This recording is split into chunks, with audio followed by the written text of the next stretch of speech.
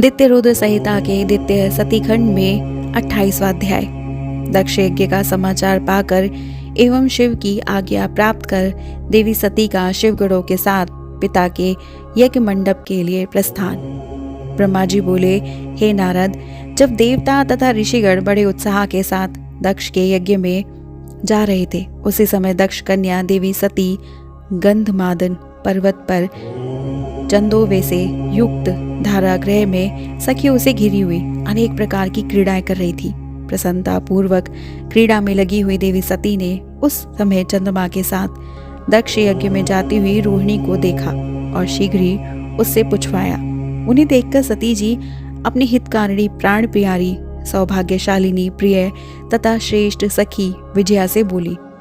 सती बोली, हे सखियों, मैं श्रेष्ठ, हे मेरी प्राण प्रिय, हे विजय, जल्दी जाकर पूछो कि चंद्रदेव रोहिणी के साथ कहाँ जा रहे हैं।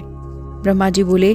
सती के इस प्रकार कहने पर विजया ने तुरंत उनके पास जाकर यथोचित रूप से उन चंद्रमा से पूछा कि आप कहाँ जा रहे हैं।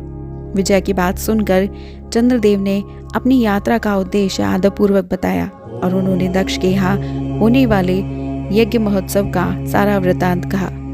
वो सब सुनकर विजया बड़ी उतावली के साथ देव जी के पास आई और चंद्रमा ने जो कहा था वो सब सती से कह दिया। उसे सुनकर सती कलिका देवी को बड़ा आश्चर्य हुआ। सोचने विचारने पर भी अपने यहाँ सूचना न मिलने का कारण न समझ पाने पर वे मन में सोचने लगी, दक्ष मेरे पिता है, मैं वीरणी मेरी माता है और मैं उनकी प्रिय कन्या हूँ, परंतु उन्होंने यज्ञ में मुझे नहीं बुलाया। वे कैसे भूल गए और निमंत्रण क्यों नहीं भेजा? मैं इसका कारण आदरपूर्वक शंकर जी से पूछूं।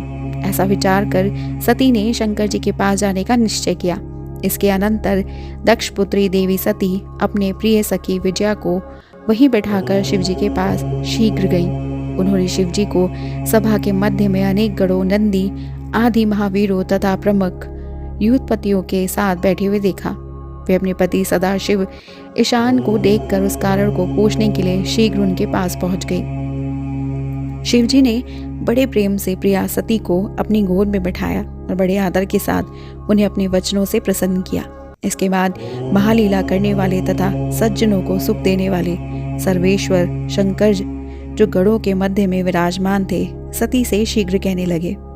शिव जी बोले, तुम इस सभा के मध्य में आश्चर्यचकित होकर क्यों आई हो? हे सुंदर कटी प्रदेश वाली, तुम इसका कारण प्रेम पूर्वक शीघ्र बताओ। ब्रह्मा जी बोले, हे मुनीश्वर, शिवजी ने जब इस सती से इस प्रकार कहा तो वे शिवा हाथ जोड़कर प्रणाम करके प्रभु से कहने लगी। सती बोली, हे प्रभु, मैंने सुना है कि मेरे पिताजी के यहाँ कोई बहुत बड़ा यज्ञ हो रहा है।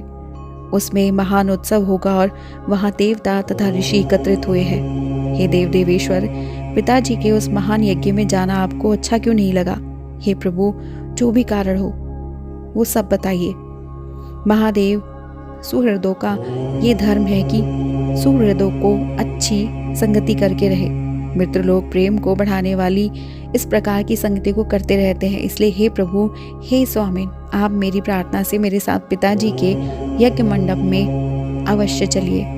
ब्रह्मा जी बोले। सती के इस वचन को सुनकर दक्ष ने बाग बाणों में बिंधे हुए हृदय वाले देव महेश्वर मधुर वचन कहने लगे। महेश्वर बोले, हे देवी, तुम्हारे पिता दक्ष मेरे विशेष द्रोही हो गए हैं। जो प्रमुख देवता, ऋषि तथा अन्य लोग अभिमानी, मूढ़ और ज्ञान शून्य है, वे ही तुम्हारे पिता के यज्ञ में गए हुए हैं। हे देवी, जो लोग बिना बुलाए दूसरे के घर जाते हैं वो अनादर ही पाते हैं, जो मृत्यु से भी बढ़कर होता है, चाहे वो इंद्र ही क्यों ना हो। बिना बुलाए दूसरे के घर जाने पर लघुता ही प्राप्त होती है और फिर दूसरे की बात ही क्या कहे। ऐसी यात्रा अनर्थ का कारण बन जाती है। इसलिए तुमको और मुझको तो विशेष रूप से दक्ष के यज्ञ में नहीं जाना चाहिए। हे प्रिय, ये मैंने सत्य कहा है। मनुष्य अपने शत्रुओं के बाण से घायल होकर उतना व्यथित नहीं होता जितना अपने संबंधियों के निंदायुक्त वचनों से दुखी होता है। हे प्रिय, सज्जनों में रहने वाले विद्या आदि 6 गुण जब दुष्ट मनुष्य में आ जाते हैं तो उनकी स्मृति नष्ट हो जाती है और वो मानी होकर तेजस्वियों को नहीं देखते। ब्रह्मा जी बोले, महात्मा महेश्वर के इस प्रकार कहने पर सती वाक्यवेताओं में श्रेष्ठ भगवान शंकर से रोषपूर्वक कहने लगी। सती बोली, हे शंभु, हे अखिलेश्वर, जिनके जाने से यज्ञ सफल होता है, उन्हीं आपको मेरे दुष्ट पिता ने आमंत्रित नहीं किया है। हे भाव, उस दुरात्मा दक्ष के तथा वहां आए हुए संपूर्ण दुरात्मा देवताओं तथा ऋषियों के मनोभावों को मैं जानना चाहती हूँ। अतः हे प्रभु, मैं आज ही अपने पिता के यज्ञ में जा रही हूँ। हे नाथ, हे महेश्वर, आप मुझे वहां जाने की आज्ञा प्रदान कीजिए। ब्रह्मा जी बोले, उन देवी के इस प्रकार कहने पर सर्वज्ञ, सर्वद्रष्टा, सर्वद्रष्टकर्ता एवं कल्याण स्वरूप साक्षात भगवान रुद्र सती से कहने लगे।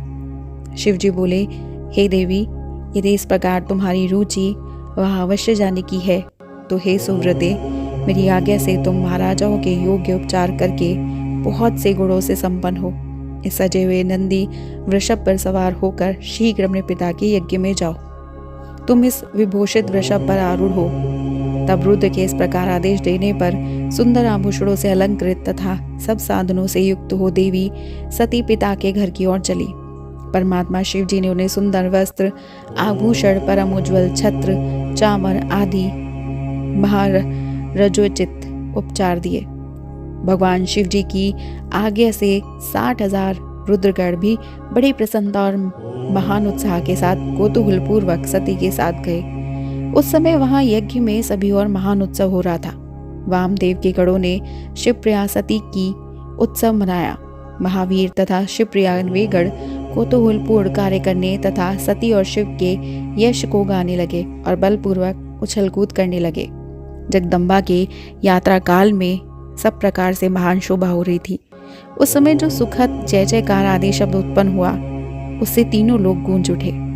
इस प्रकार श्री शिव महापुराण के अंतर्गत द्वितीय रुद्र संहिता के द्वितीय सती खंड में सती यात्रा वर्णन नामक 28वां अध्याय पूर्ण हुआ। और हमारा अगला अध्याय है यज्ञशाला में शिव का भाग न देखकर तथा दक्ष द्वारा शिव निंदा सुनकर क्रुद्ध हो सती का दक्ष तथा देवताओं को फटकारना और प्रयाण त्याग का निश्चय नामक 28वां अध्याय। और इसे जानने के लिए सब्सक्राइब कीजिएगा हमारे YouTube channel voice of tales को, और हमारी वीडियो को लाइक, शेयर, सब्सक्राइब करना मत भूलिएगा। हर हर महादेव।